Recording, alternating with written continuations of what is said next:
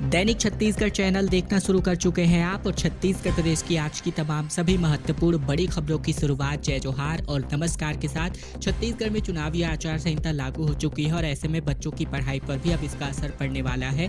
छत्तीसगढ़ में राज्य निर्वाचन आयोग ने निकाय चुनाव की घोषणा कर दी है, जहां 11 से लेकर 23 फरवरी तक वोटिंग होने वाली है और इन सब के बीच 14 फरवरी से सीबीएसई और आईसीएसई की बोर्ड परीक्षाएं शुरू होने जा रही हैं। वहीं 1 मार्च से छत्तीसगढ़ बोर्ड की भी परीक्षाएं आयोजित करी जानी है।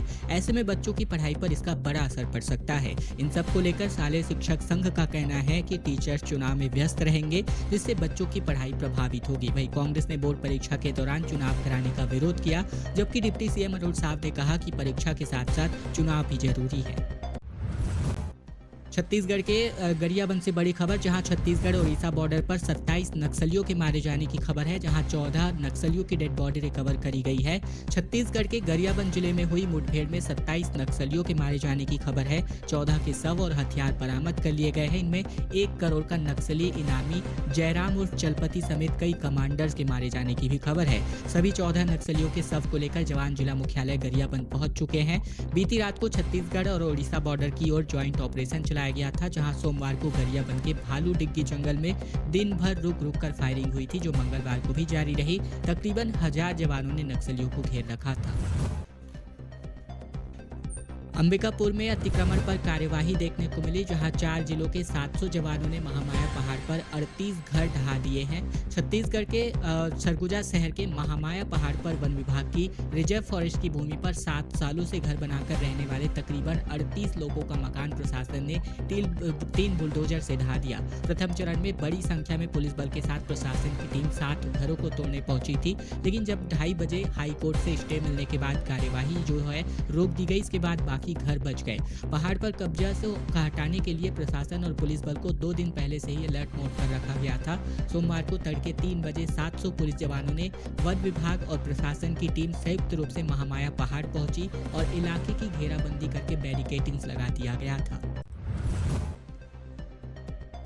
कोंडागांव में पटवारियों का डिजिटल कार्य बहिष्कार जारी है, जहां 800 रुपए मासिक भत्ते की मांग को लेकर 140 पटवारियों के विरोध से पूरी तरह जिले में राजस्व सेवाएं प्रभावित चल रही है। छत्तीसगढ़ में पटवारियों का डिजिटल कार्य में विरोध में आंदोलन लगातार तीव्र होता नजर आ रहा है। 16 दिसंबर से शुरू किए गए इस आंदोलन में 140 से अधिक पटवारी सम्मिलित हैं, जिन्होंने सभी डिजिटल और कंप्यूटरीकृत कार्यों का बहिष्कार कर रखा है। पटवारी संघ के जलाध्यक्ष सुजीत सील के मुताबिक शासन की ओर से डिजिटल कार्यों के लिए कोई उचित सुविधा नहीं दी गई है। पटवारियों को अब अपने निजी खर्च पर कंप्यूटर, प्रिंटर और इंटरनेट की व्यवस्था करनी पड़ती है, जिससे प्रति माह 2 से लेकर 3000 रुपए का अतिरिक्त बोझ आता है। और ऐसे में इन सब समस्याओं से समाधान के लिए पटवारी प्रति माह 800 रुपए मासिक भत्ते की डिमांड कर रहे हैं, जिसको लेकर काली पट्टी लगाकर डिजिटल कार्य का बहिष्कार आज करने वाले हैं। शराब घोटाला केस में 4 फरवरी तक जेल में बंद रहेंगे पूर्व मंत्री कवासी लखमा, जहां कवासी लखमा ने कहा कि कब तक जेल में रखेंगे, हम रहेंगे लेकिन जनता की आवाज भी उठाएंगे।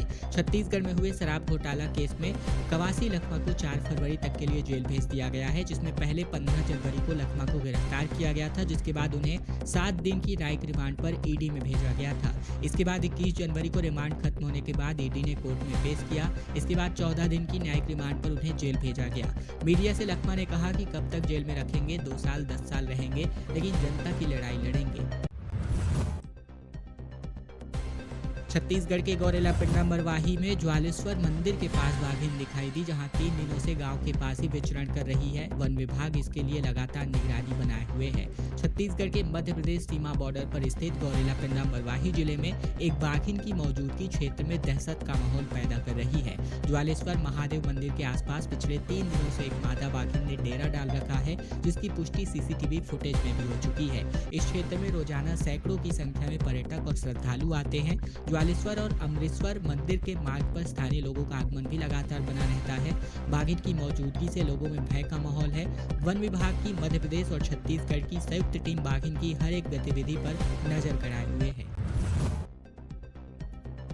अमर अग्रवाल को अहम जिम्मेदारी सौंपी गई है। भाजपा ने घोषणा पत्र बनाने का जिम्मा सौंप दिया है। नैरेटिव कंटेंट थीम भी बन चुकी है। ऐसे में कांग्रेस ने समन्वय समिति बना दी है। छत्तीसगढ़ में भारतीय जनता पार्टी और कांग्रेस दोनों ही दल निकाय चुनाव की तैयारी में जुट गए हैं। मंगलवार को भाजपा ने घोषणा पत्र और लोगों के बीच नैरेटिव सेट करने, राजनीतिक कंटेंट तैयार करने के लिए टीम का गठन किया है। दूसरी तरफ कांग्रेस पार्टी ने समन्वय समिति तैयार की है। इस टीम पर उम्मीदवार चुनने का जिम्मा होगा। प्रदेश सरकार में मंत्रियों को भी नगर निगम और नगर पालिका के लिए प्रभारी के तौर पर बनाया गया है। मंत्रिमंडल में जगह मिलने की चर्चाओं के बीच अमर अग्रवाल को संगठन ने अहम मोर्चा संभालने का जिम्मा सौंपा है। घोषणा पत्र समिति के अमर अग्रवाल संयोजक और सुनील सोनी सह संयोजक बनाए गए हैं। छत्तीसगढ़ में अलग अलग सड़क हादसे में 4 लोगों की जान चली गई। छत्तीसगढ़ के बीते 24 घंटे की अगर हम बात करें तो 2 अलग अलग सड़क हादसों में 4 लोगों की जान चली गई। दुर्ग में 2 लोगों की जान गई, जो वही कोंडागांव में 2 बाइक सवारों ने मौके पर ही दम तोड़ दिया। पुलिस ने सभी लाशों को पोस्टमार्टम के लिए भेज दिया।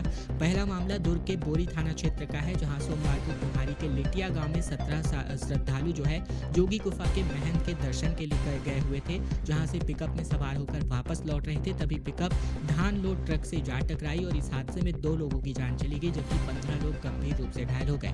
इसके अलावा बात करें कोंडागांव की, तो यहाँ पर भी बाइक सवार लंजोड़ा गांव जा रहे थे, जहाँ तेज रफ्तार बाइक डिवाइडर से जा टकराई और टक्कर इतनी भयंकर थी कि बाइक सवार दोनों युवकों की मौके पर ही मौत हो गई। छत्तीसगढ़ के सरगुजा महामाया पहाड़ पर अतिक्रमण मामले में परिवार वालों ने रैली निकाली, जहां कलेक्ट्रेट पर नारेबाजी करते हुए विस्थापन की मांग को लेकर खुले आसमान के नीचे इन्होंने अपनी रात गुजारी। छत्तीसगढ़ के अंबिकापुर के महामाया पहाड़ से अतिक्रमण हटाए जाने के बाद मंगलवार को प्रभावित परिवार रैली निकालकर कलेक्ट्रेट पहुंच गए। पुलिस बल ने कलेक्ट्रेट गेट पर ही बैरिकेडिंग लगाकर सभी को रोक लिया। आचार संहिता का हवाला देकर एक प्रतिनिधि मंडल को ही कलेक्ट्रेट के अंदर प्रवेश करने को दिया गया। वहीं प्रभावितों ने गेट पर जमकर नारेबाजी करी। पुलिस की समझाइश के बाद विस्थापित ज्ञापन देकर वापस लौट आए, जबकि प्रतिनिधि मंडल ने एसडीएम अंबिकापुर को ज्ञापन सौंपा। सौंपे गए ज्ञापन में कहा गया कि वन मंडलाधिकारी सरगुजा के आदेशानुसार वन खंड खैरबार ग्राम नवागढ़ में स्थित कक्ष क्रमांक आरएफ 2582 में आरक्षित भूमि पर अवैध कब्जे हटाए जाने का नोटिस चस्पा किया गया था। छत्तीसगढ़ में युवती का कटा हुआ सिर एक थैले में भरा हुआ दिखाई दिया, जहां कलाई और पंजाबी बरामद कर लिया गया है। छत्तीसगढ़ के कोरबा जिले के हसदेव नदी में एक थैले में युवती के शव के टुकड़े पाए गए हैं। ये थैला मछली पकड़ने पहुंचे बच्चों को मिला, जहां लंबे बालों और के साथ युवती का कटा हुआ सिर इस थैले से बरामद हुआ। एक कलाई का हिस्सा और एक पंजाबी बरामद हुआ, जहाँ पुलिस ने इसको जब्त कर लिया है। पूरा मामला सीबीएसई पुलिस चौकी के थाना इलाके का है, जहाँ बीते दिन कुछ बच्चे पुराने फिल्टर हाउस के पास पहुंचे थे, जहीं उन्हें प्लास्टिक का थैला मिला। सिर और शरीर के अंगों को काले मरून रंग के कपड़े से लपेटा गया था। थैले में एक इनर वियर के साथ गुलाबी रंग का टॉप भी पाया गया है। छत्तीसगढ़ के दुर्ग में 1 करोड़ कैश के साथ ट्रैक्टर शोरूम का मालिक पकड़ाया। आचार संहिता के बीच कार से ये रुपए बरामद किए गए। छत्तीसगढ़ में आचार संहिता लगते ही पुलिस अब अलर्ट मोड पर है। इस बीच दुर्ग पुलिस ने ट्रैक्टर शोरूम संचालक की कार से तकरीबन 1 करोड़ रुपए कैश की जब्ती की है। दस्तावेज नहीं दिखा पाने पर कैश को इनकम टैक्स डिपार्टमेंट के हवाले कर दिया गया है। तो ये घटना अंजोरी चौकी थाना क्षेत्र की है। मिली जानकारी के मुताबिक बीती शाम को पुलिस गाड़ियों की चेकिंग कर रही थी और इसी दौरान राजनांदगांव से दुर्ग जिले में आने वाली सभी गाड़ियों की तलाश की जा रही थी। तभी रात 8 बजे एक संदिग्ध कार दिखी, जिसकी तलाशी ली गई। नए टेंडर नहीं होंगे और पहले से मंजूर काम चलते रहेंगे। बात करें 24 फरवरी तक छत्तीसगढ़ में आचार संहिता लागू है और इसके लिए बात करें तो छत्तीसगढ़ में निकाय और पंचायत चुनावों की तारीखों का ऐलान हो चुका है, लेकिन नामांकन की प्रक्रिया भी अब शुरू हो चुकी है। ऐसे में 20 जनवरी को आचार संहिता लगाई जा चुकी है। बात करें योजनाओं की तो आचार संहिता में ये लागू होंगे और पहले से किसको लाभ मिलेगा, किसकी पहचान हो गई है, वो सभी योजनाएं यहाँ पर चालू रहेंगी।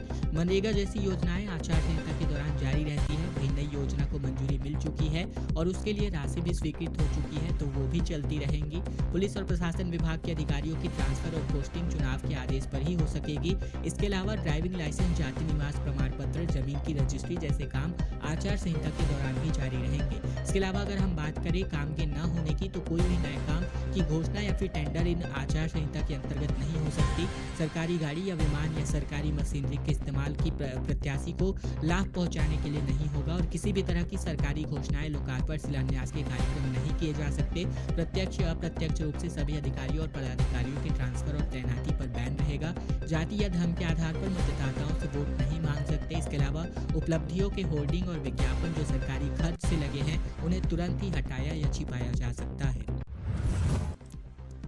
पूर्व मुख्यमंत्री भूपेश बघेल ने ग्रामीणों की गुहार सुनी, जहां पंचायत मंत्री विजय शर्मा को इन्होंने खत लिखा और कहा कि पीएम आवास को तोड़ना बंद करिए। छत्तीसगढ़ में पूर्व मुख्यमंत्री भूपेश बघेल ने पंचायत मंत्री विजय शर्मा को पत्र लिखकर बेमेतरा जिले में पीएम और निर्माणाधीन आवास को तोड़े जाने पर आपत्ति जताई है। उन्होंने अपनी सोशल मीडिया पोस्ट में ग्रामीणों के पत्र के साथ पंचायत मंत्री को लिखे पत्र का हवाला देते हुए मुख्यमंत्री से आवास तोड़ने की बंद करने की मांग करी।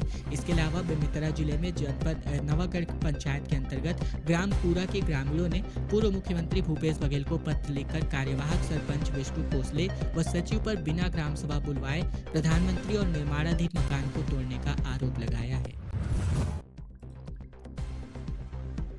छत्तीसगढ़ में जो है उपराष्ट्रपति जगदीप धनखड़ बीते दिन पहुंचे, जहां इन्होंने रायपुर का दौरा किया और राज्यपाल रमेन डेका और सीएम साय से इन्होंने मुलाकात करी। छत्तीसगढ़ में भारत के उपराष्ट्रपति जगदीप धनखड़ रायपुर आगमन पर नजर आए, जहां राज्यपाल रमेन डेका और मुख्यमंत्री विष्णुदेव साय ने स्वामी विवेकानंद विमानतल पे पुष्प भेंट करके उनका आत्मीय स्वागत किया। उपराष्ट्रपति धनखड़ का विमानतल पर मुख्यमंत्री और साथ ही उप मुख्यमंत्री अरुण साव, केंद्रीय आवास और शहरी विकास राज्य मंत्री तोखन साहू, विधायक सर्व सुनील सोधी, इसके अलावा बात करें मोतीलाल साहू, पुरंदर मिश्रा, अनुज शर्मा, गुरु खुशवंत साहब ने भी इनका स्वागत किया और इस अवसर पर रेणु जी पिल्ले, पुलिस महानिदेशक अशोक जुनेजा और साथ ही पुलिस अधीक्षक मौजूद नजर आए। छत्तीसगढ़ में निकाय और पंचायत चुनाव के रिजल्ट डेट पर कांग्रेस को आपत्ति जताई है, जहां नतीजे एक साथ जारी करने को लेकर आयोग को चिट्ठी लिखी है। छत्तीसगढ़ में निकाय और पंचायत चुनाव के नतीजों की तारीखों पर कांग्रेस ने अपनी आपत्ति जताई है। बात करें इसको लेकर प्रदेश कांग्रेस अध्यक्ष दीपक बैज ने एक बयान जारी किया, जहां इन्होंने कहा कि रिजल्ट एक साथ जारी किया जाना चाहिए और इस पर कांग्रेस आपत्ति कर रही है। वहीं दीपक बैज ने सरकार को जनता से जुड़े काम में करने में विफल बताया।